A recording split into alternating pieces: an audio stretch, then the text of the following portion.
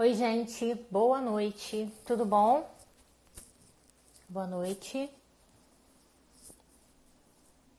Oi, Thiago, tudo bem? Acho que você foi o primeiro hoje. Felipe. Oi, Ana. Ana já entrou, vou só esperar ela pedir para participar. Carol, Natália, ó, já pediu.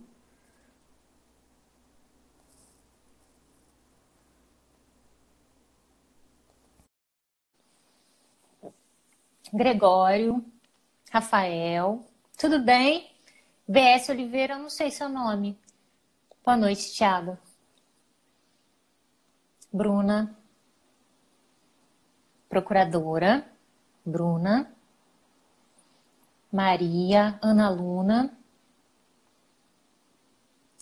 Ieda Katsui. Tudo bem? Boa noite. Thaísa. Pessoal, a Ana tá entrando aqui, tá? Lucas, Rodrigo.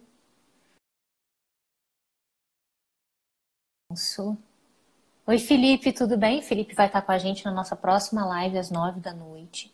Felipe, que é juiz do trabalho, aprovado em primeiro lugar no concurso dele, também vai trazer para a gente a perspectiva dele sobre a MP 927, fatídica MP que entrou em vigor, assim, que foi, né, foi editada, na verdade ela tem uma data muito estranha, pessoal, ela foi editada no domingo. Nunca tinha visto a MP editada no domingo? Com Ana. Deixa eu tentar adicionar a Ana. Agora sim, desculpa, Ana. Isso mesmo, daqui a pouco a gente tá junto.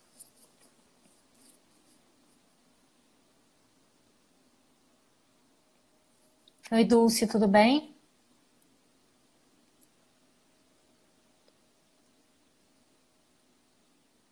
Oi, Bruno.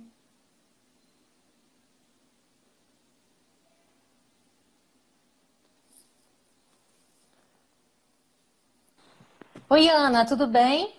Oi, Oi, Felipe. Isabela. Tudo bom? Pessoal, para quem já viu a nossa chamadinha uns 10 ou 15 minutinhos atrás no meu Instagram, eu já apresentei a Ana, mas vou reapresentá-la.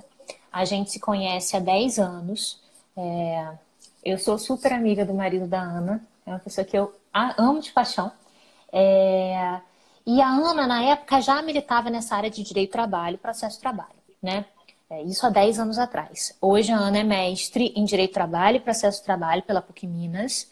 É sócia de um escritório de advocacia com atuação nessa área e dá aula de direito do trabalho na Uniceub, né? Quem mora em Brasília conhece a Uniceub, que é uma das melhores, se não a melhor faculdade da região.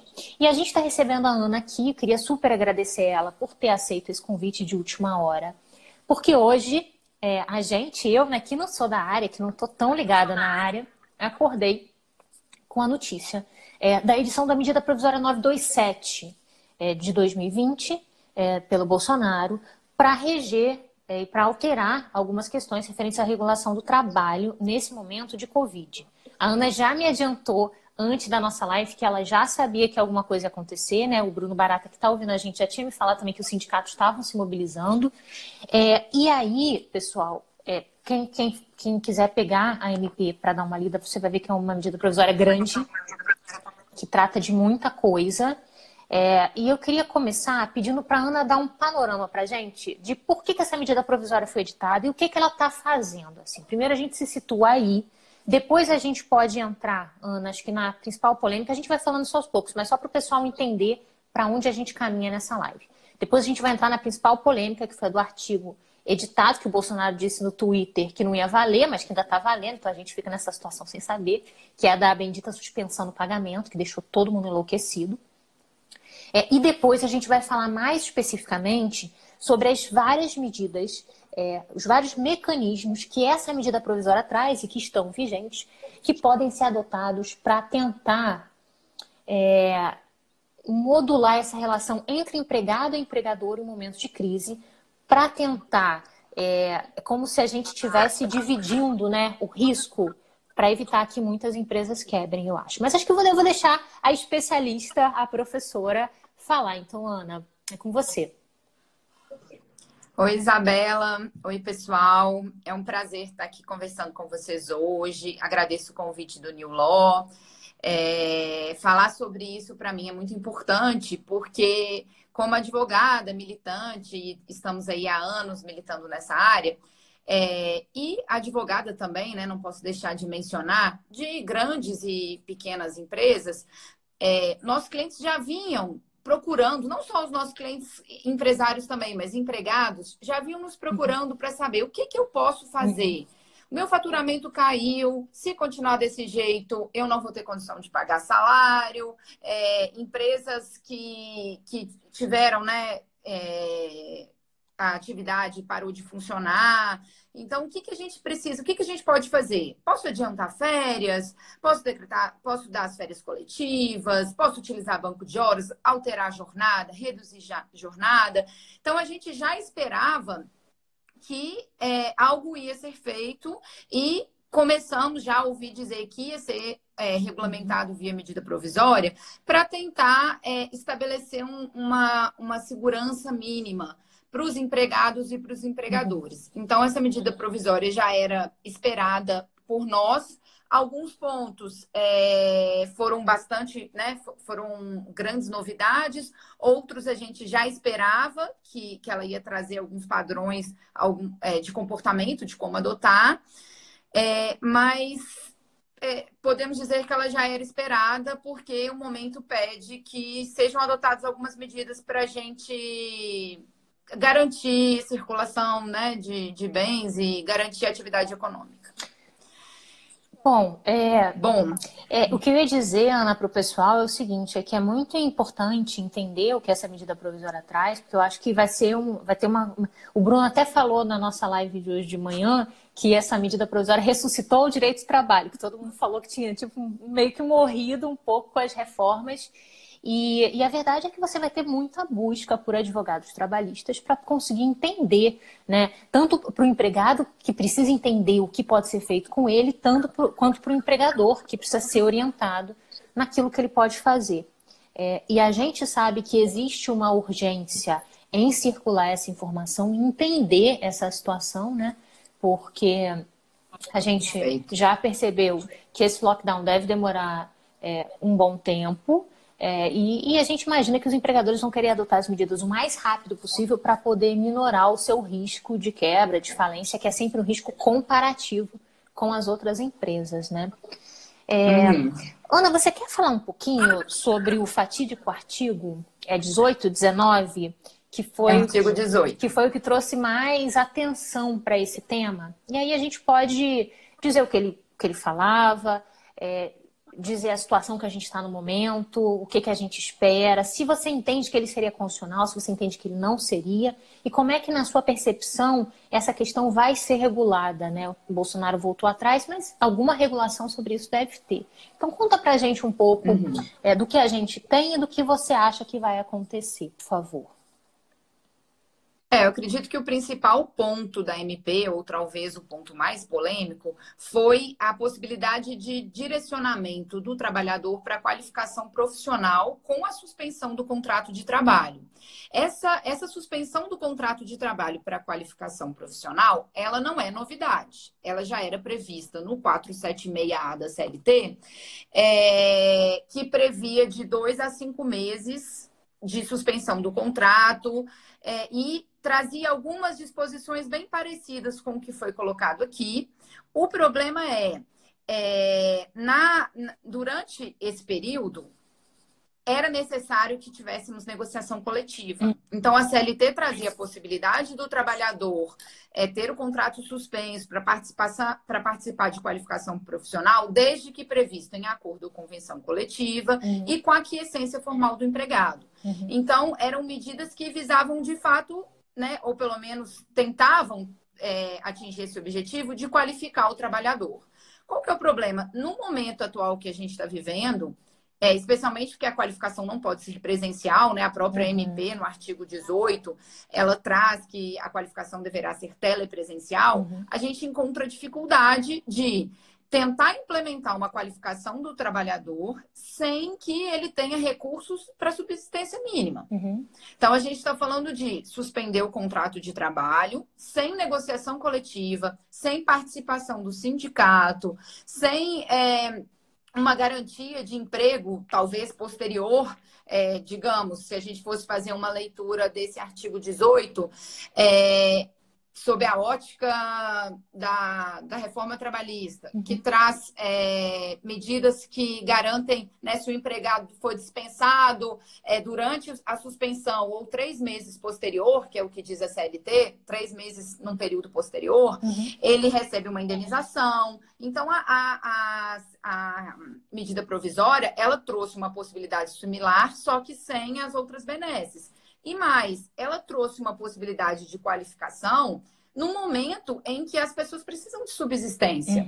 Então, como é que a gente vai falar em qualificação de um trabalhador que pode vir a ficar sem ter o que comer, se a gente colocar ele para qualificação profissional? Então, seria uma qualificação compulsória, né? Muito mais do que aquela forma que já estava prevista, que é uma forma mais equilibrada, que seria uma opção. Porque uma coisa é o trabalhador falar, agora eu quero fazer um curso e vou me afastar para fazer o curso. Outra coisa é a pessoa já está ferrada em casa, né? Nessa situação de pandemia que a gente está vivendo, como você bem falou, pessoas comprando comida, repensando a vida inteira, pessoas na família que podem estar doentes ou passando necessidade de qualquer coisa, e aí você ser colocado obrigatoriamente nessa situação de estudo, né? É bem complicado. Eu acho que um ponto bem polêmico aí para esclarecer, quando você diz compulsória. A MP, ela diz que essa qualificação, esse direcionamento do trabalhador para a qualificação, deve ser acordado individualmente com o empregado ou com um grupo de empregados. Então, assim, em princípio, seria um acordo. Só que a gente sabe como funciona o direito do trabalho. Para o direito do trabalho, a gente presume que o trabalhador é parte hipossuficiente na relação. E aí, até o direito do trabalho, ele tem razão de existir, uma vez que a gente presume que as partes não têm uma equivalência de armas numa negociação. Por isso, a importância da negociação coletiva, da representação pelo sindicato, dos trabalhadores.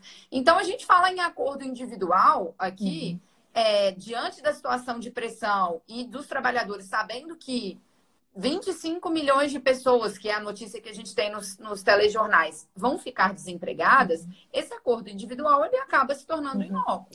Então, em princípio, não seria compulsória, seria mediante acordo. Mas a gente tem uma realidade no direito do trabalho que o empregador realmente detém maior poder de imposição, digamos assim. Então, na prática, o empregado, ele tenderia a aceitar esse tipo de situação, mesmo sem querer, para tentar garantir o emprego dele no futuro, né? Quando passasse a pandemia, enfim, temeroso já dessa situação de desemprego maciço que a gente deve viver por conta da crise econômica que decorre dos reflexos e da cura, né, da pandemia, né? Para a gente curar a pandemia, a gente está tendo que sacrificar outros direitos.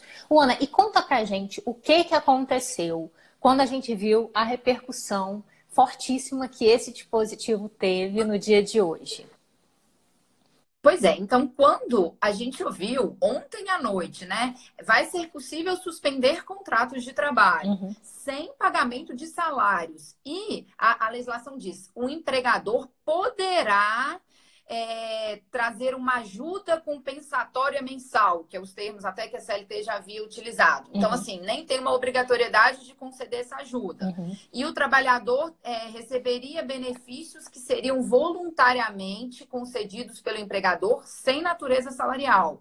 Ou seja, o empregado ficaria aí por 4 meses sem salário.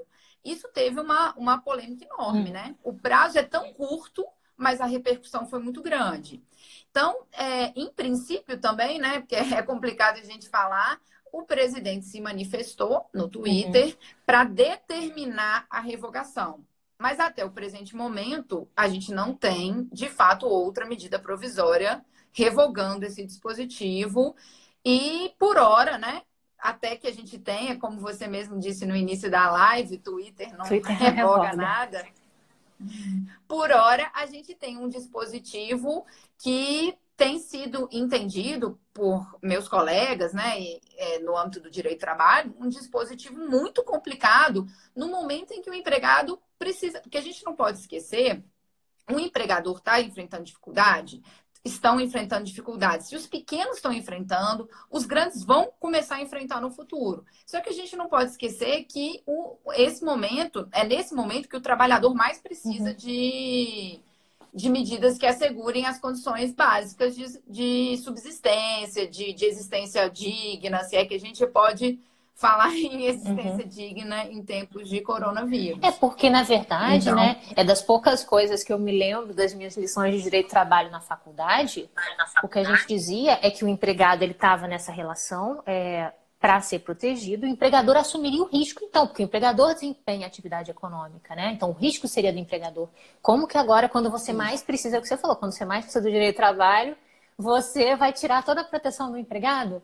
E o Rafael Fulgêncio já mandou uma mensagem para a gente, colocou: prezadas, boa noite. Se o trabalhador não aceitar o afastamento para capacitação, ou ainda em situação semelhante, o empregador teria que arcar com os custos da demissão sem justa causa? Porque muita gente também já está vendo que se desenha um cenário de talvez 3, talvez 4 meses parado, ele fala: não vou pagar alguém durante todo esse tempo, vou demitir, né? E quando demite, a gente paga algumas verbas, aviso prévio e tal, mas seria uma forma de reduzir o prejuízo. Você acha que nessa situação de Covid se mantém o dever de pagar todas aquelas verbas rescisórias que estão previstas na CLT? Como é que você vê isso?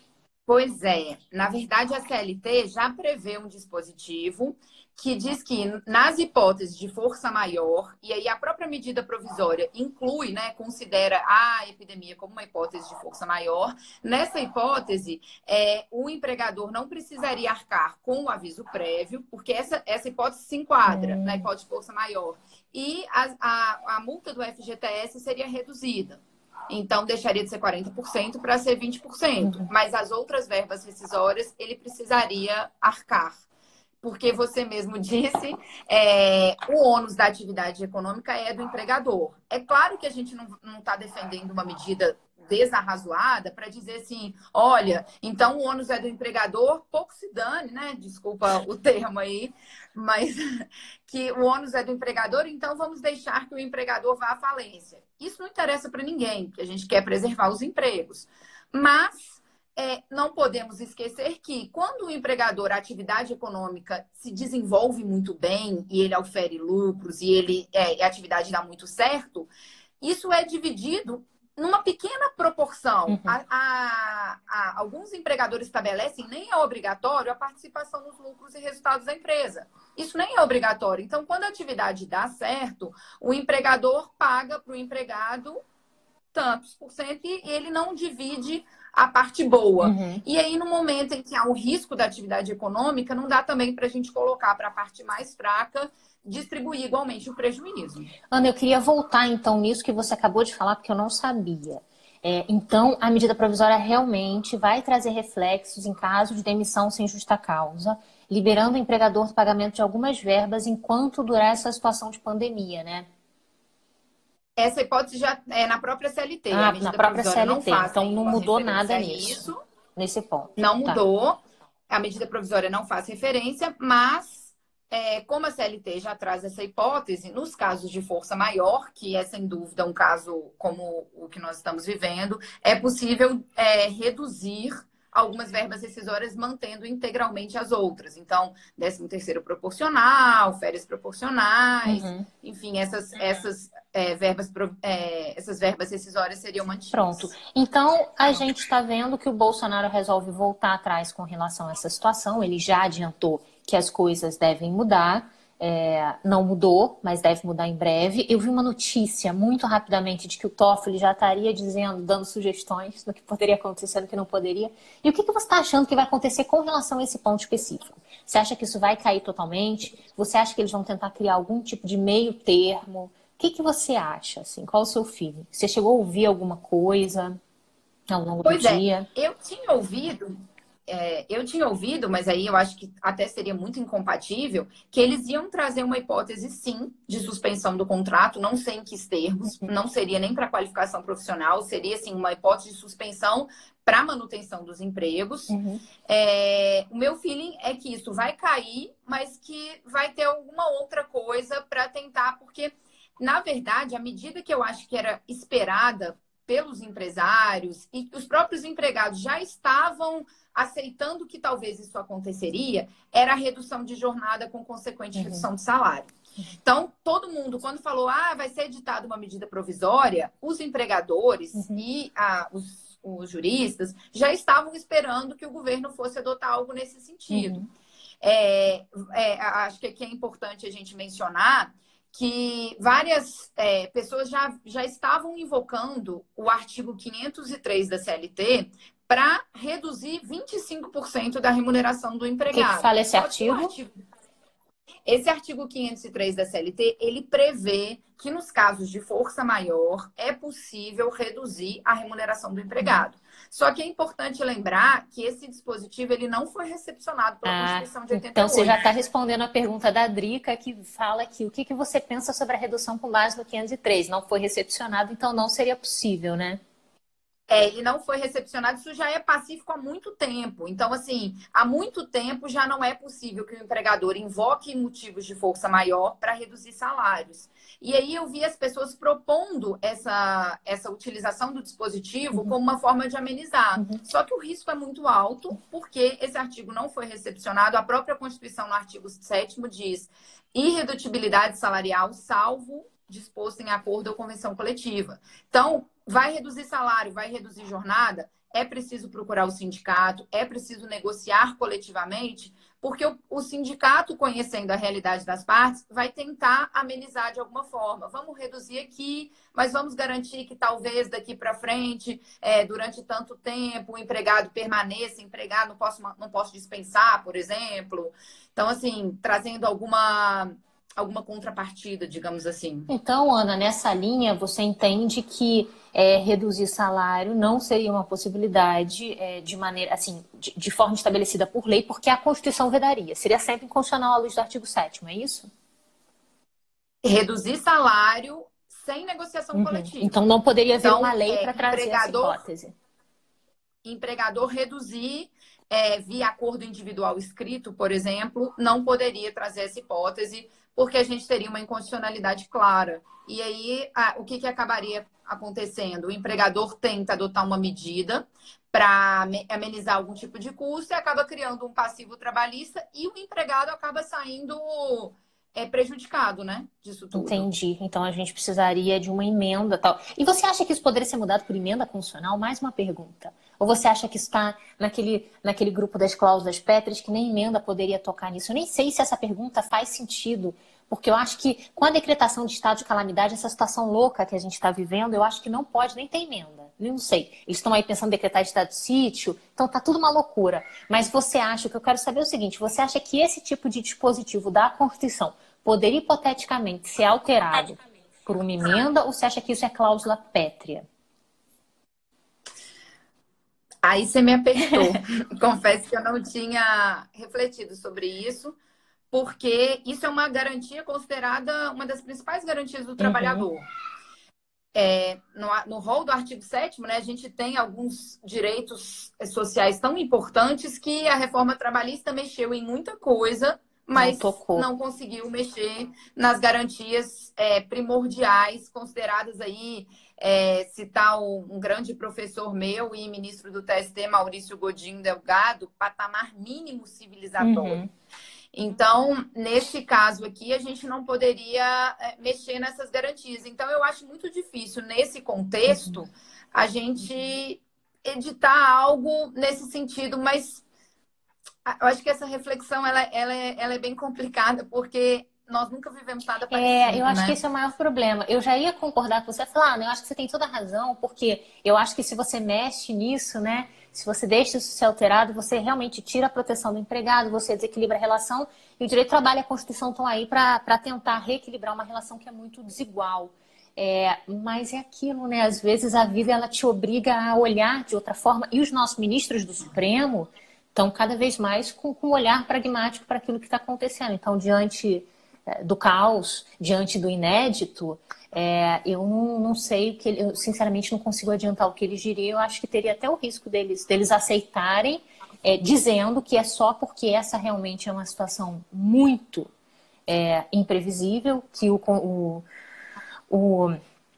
o legislador constitucional, digamos assim, ele não poderia ter previsto, enfim, e darem uma flexibilizada momentânea. Mas nesse momento é muito difícil falar algumas coisas, né? Mas se existe uma parte que é tão difícil da gente adiantar, eu acho que principalmente depois dessas questões que envolveram esse artigo, a gente poderia olhar para aquele lado do que ficou, do que deve ficar dessa medida provisória, mesmo depois da alteração desse artigo. Até a gente tem que refletir se esse artigo, de alguma forma, não era aquele negócio do boi de piranha. Você bota uma coisa tão louca que vai todo mundo naquele artigo e fala, nossa, tem que tirar de qualquer maneira. E aí você tem, e a medida provisória traz muitas outras coisas. E como esse artigo está muito fora daquilo que a gente esperava, todo mundo foi no artigo, mas o resto está todo mundo aceitando, né? Então a gente acha que isso deve permanecer. E são medidas que são bem drásticas, muito relevantes e que vão ter uma aplicação prática muito significativa. Queria que você destacasse para a gente aquilo que te chamou mais atenção nessas medidas.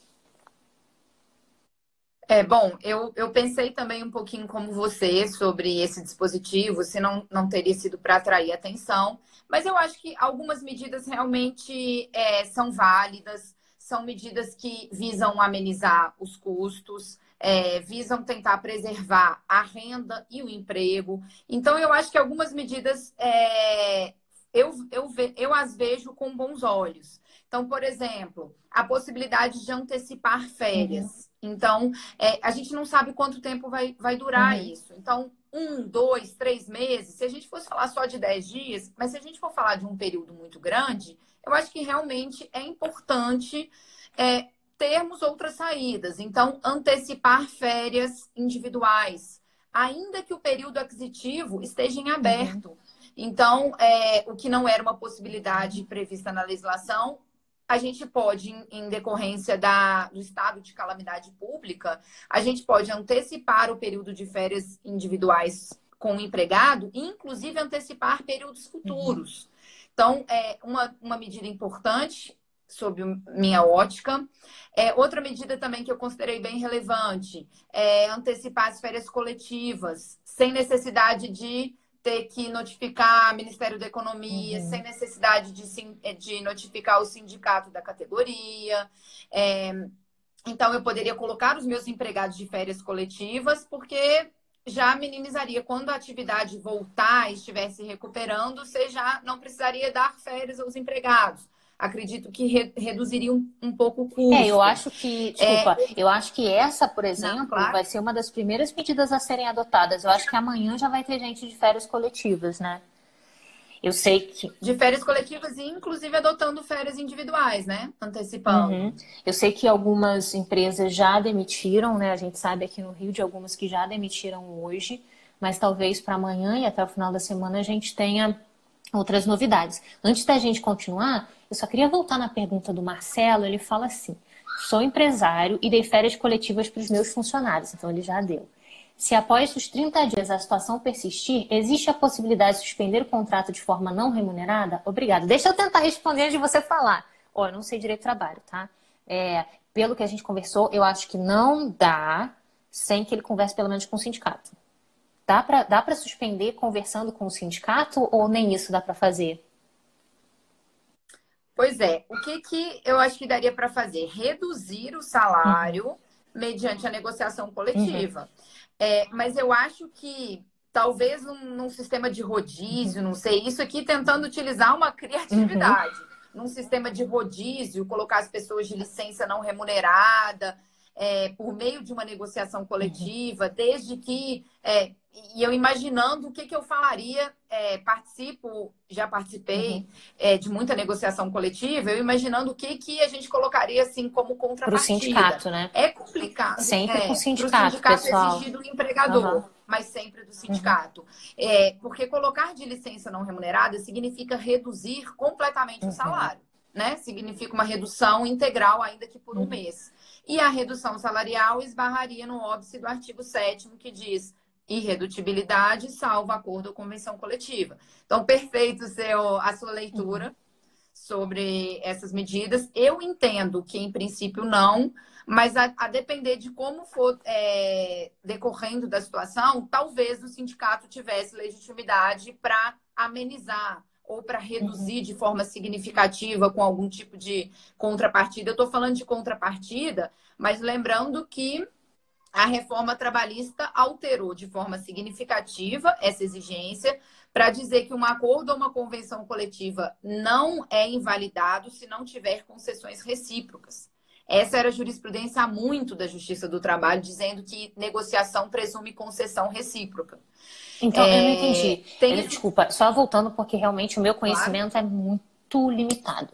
Então, para invalidar, assim, então você precisa ter concessão recíproca ou você não precisa ter concessão recíproca pela jurisprudência atual? Após a reforma trabalhista, na verdade, na lei mesmo, tem um dispositivo dizendo que acordo ou convenção não é invalidado se não tiver concessões recíprocas. Mas eu leio isso de forma minimizada, digamos assim. Eu leio esse dispositivo com cautela, porque o que é uma negociação se não for concessões recíprocas? Então, a própria Justiça do Trabalho tem analisado com cautela esse dispositivo da reforma. Até para me justificar aqui, eu fiz essa explicação só porque, à medida que eu estou falando, toda vez que eu falo em negociação coletiva, eu falo, porque o sindicato pode pensar numa contrapartida. E aí alguém pode perguntar, mas a CLT não exige mais concessão recíproca. Não exige. Mas eu acho que negociação é próprio da negociação uma contrapartida ou algum dispositivo para não ser só um despojamento de direitos. A Marina está perguntando para a gente se isso se aplica a todo mundo ou se só se aplica a quem receba a mais do que 10 mil reais por mês, eu acho. Acho que foi isso que ela quis perguntar. O quê? Desculpa. Essas disposições da medida provisória, elas se aplicam em diferente... Assim, eu não me lembro de ter lido sobre nenhuma limitação. Ela deve estar falando da possibilidade de empregados que recebam 2 vezes o teto do INSS de poder negociar diretamente com o empregador. A gente chama isso de hipersuficiente. A reforma trabalhista trouxe a possibilidade do hipersuficiente, consideraria-se, mas aí a doutrina trabalhista e a própria jurisprudência tem lido também esse dispositivo com cautela, porque a reforma trabalhista trouxe isso já presumindo que essa pessoa deixa de ser hipossuficiente quando ela recebe mais. Enfim, a reforma trabalhista traz o hipersuficiente para alguns aspectos, aquele que tem curso superior, aquele que recebe mais do que 2 vezes o teto do INSS. Mas eu acredito que até para redução salarial a gente encontraria esse óbice. Entendi. Gente, esse mundo do direito do trabalho é uma loucura, né? Enquanto eu estou tentando entender a reforma trabalhista, a jurisprudência está se consolidando sobre a reforma trabalhista, vem um negócio desse, vem uma novidade dessa. Caramba. Fala pra gente, Ana, tem algum outro ponto que você destacaria dessa medida provisória? O que eu vi? Eu vi a possibilidade de usar banco de horas também, entre essas medidas. O banco de horas, eu acho que é um ponto importante, porque a CLT traz um prazo de um banco de horas anual que dependeria de negociação coletiva. E se não for o banco de horas anual, que depende da negociação coletiva, o regime de compensação semestral de jornada que pode ser realizado entre empregado e empregador. Aqui, a medida provisória traz uma possibilidade de banco de horas e feito, né, diretamente com o trabalhador, sem a negociação coletiva. Algo que chama muita atenção nessa medida provisória é possibilidade de negociar diretamente empregado e empregador via acordo individual escrito, que é um grande ponto que tem sido criticado, né? Dispensar a negociação coletiva e participação de sindicatos. Mas aí a medida provisória traz essa possibilidade e ainda alarga o período de compensação. Então, depois de passado o estado de calamidade pública, teriam 18 meses para se compensar as horas do banco de horas. Então, o trabalhador fica com aquele limite, um limite que já era estabelecido na CLT, que é de 2 horas de compensação, né? De 2 horas extraordinárias. 2 horas por semana ou 2 horas por dia? 2 horas por dia, no limite de 10 por semana. Não, No limite de 10 horas tá, diárias. porque aí o trabalhador trabalha 8 horas e aí faz mais 2. Tem limite Faz semanal ou mais não? 2. Na verdade, o que que acontece? O regime de compensação tem um limite de 44 horas Uhum, semanais e um limite de 2 horas diárias. uhum, Senão, nesse ponto aqui, porque a gente entende que a preservação da jornada de uhum, trabalho garante a saúde e segurança do trabalhador. uhum, Então, existe um limite semanal uhum, e essas horas que vão destinadas ao banco de horas teria, se for feito via negociação coletiva, a gente tinha um prazo de 12 meses, um prazo de 1 ano para compensá-las. Se fosse feito entre trabalhador e empregador, que é uma possibilidade trazida pela reforma trabalhista, a gente tinha um regime semestral. uhum. Era um regime com prazo de compensação menor. Aqui, a medida provisória traz um prazo maior, alarga o prazo para compensação, e aí eu confesso que aqui até me trouxe algum tipo de estranheza, porque o banco de horas, essa possibilidade, na verdade, de compensação no caso de força maior, ela já estava prevista na CLT. Uhum, O artigo 61, salvo engano, previa a possibilidade de fazer horas extras no caso de força uhum, maior, mas que o trabalhador compensaria o período necessário para recuperar a empresa, só que tinha um limite de 45 uhum. dias e uma necessidade de avisar a autoridade competente. Aqui, mediante a medida provisória, a gente não teria esse limite. Então, o trabalhador vai fazendo essas horas para tentar compensar e depois tem um prazo de 18 meses para compensar as horas feitas, né, lançadas no banco de horas. Então a medida provisória não limitou essas horas extras. Não limitou as horas, o prazo de compensação, na verdade, porque antes, no caso de força maior, eram 45 Ah, tá. dias. Se o trabalhador trabalhasse além dessas 2 horas por dia durante 45 dias, era um risco da atividade econômica. Ela limitava, se eu não me engano, é o artigo 61, parágrafo 3º da CLT. Ô, Ana, e me fala, tem mais alguma coisa que você destacaria dessas medidas que você acha que vai ser assim, uma coisa muito aplicada pelos empresários, uma coisa que os trabalhadores devem esperar? É, que a gente falou Eu acho de que compensação de banco de horas, a gente falou, teve o teletrabalho também, né? Muita é, gente já estava eu ia abordar fazendo, esse né? ponto Então agora. fala pra gente um O pouquinho. teletrabalho. Na verdade, o que que acontece? As pessoas estavam adotando um regime de home office, que não era propriamente o teletrabalho, pelo menos sob a minha interpretação, porque o teletrabalho é um regime de trabalho já previsto na Uhum, CLT pela reforma trabalhista, com regras uhum, próprias.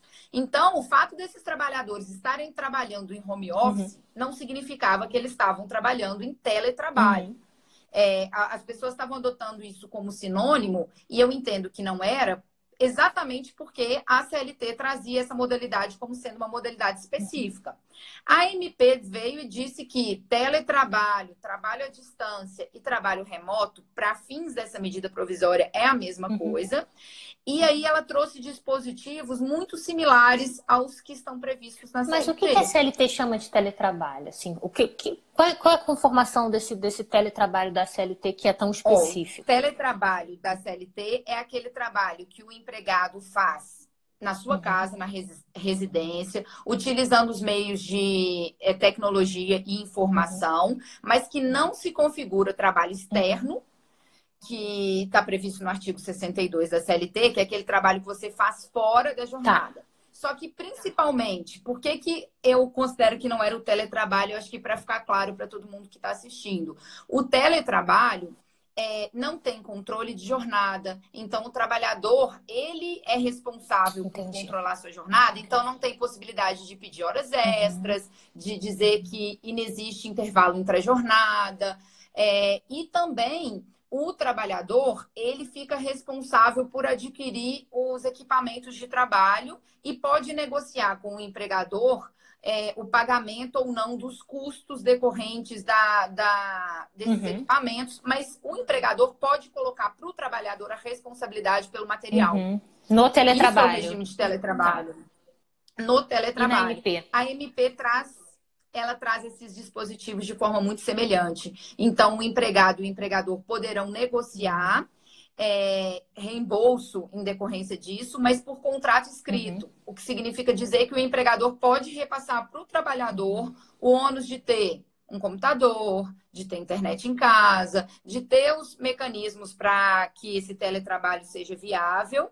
E a MP ainda deixa uma coisa muito clara, que o trabalhador que utilizar mecanismos tipo Uhum. aplicativos, internet, fora do horário normal de trabalho, isso não vai ser considerado tempo à disposição, nem tempo de prontidão, nem tempo de sobreaviso, dando a entender que se você está utilizando o WhatsApp, se você está utilizando outras ferramentas disponíveis por meio da internet, fora daquele horário, então, assim, o seu horário é de 9 às Uhum. 18. Se você utilizar dessas ferramentas fora desse horário que você tinha anteriormente, isso não é tempo à disposição. Então, não tem horas extras, não tem controle de jornada. Entendi, Isso é uma mudança bem entendi. relevante. É, muito, né? Gente, é muita coisa que essa medida provisória traz. Ana, nosso tempo já está encerrando. Eu queria fazer um intervalinho antes da gente começar a próxima live, até para eu me recuperar, porque é um fluxo de informações absurdo assim, que vocês trazem para a gente. Queria super te agradecer por ter participado dessa nossa live extraordinária. E a gente está te esperando de volta aqui naquela livezinha que a gente marcou. Daqui a pouco a gente vai divulgar para o pessoal. Então, queria mais uma vez te agradecer por ter trazido essas informações tão atualizadas. Muito obrigada, obrigadíssima. Pessoal, obrigada pela presença também, por terem acompanhado a gente. Obrigada pela interação, tá todo mundo com muita dúvida. Acho que isso vai ser uma constante. A gente está encerrando agora, se despedindo da Ana, e às 9 a gente volta com o professor Felipe Bernardi. Ana, quer mandar uma mensagem final para os nossos alunos? Eu quero agradecer a você e ao Instituto, dizer que eu estou à disposição sempre que vocês tiverem uma iniciativa como essa em tempo de coronavírus. Para a gente é ótimo levar informação para todo mundo em casa, esclarecer as dúvidas. Então, eu estou à disposição para aqueles que precisarem, tiverem interesse. E para fazer outras lives, caso a gente ainda seja surpreendido com novas medidas, enfim, com outros dispositivos que possam vir a ser editados. Espero que não seja via Twitter. Mas, enfim, eu estou à disposição, agradeço bastante e torço para que essas medidas sejam efetivas e que só o trabalhador ou o pequeno e médio empresário consiga, né, se resguardar, só o trabalhador, não, que o trabalhador e o pequeno e médio empresário consiga minimizar os custos, garantir o emprego, mas que o ônus não fique todo para a parte fraca. Com certeza, o pessoal amou aqui, tá todo mundo super elogiando nos comentários. Obrigada mais uma vez. Tchauzinho, boa noite, gente. Até daqui a pouquinho. Até mais. Boa noite, até daqui a pouco. A gente vai assistir.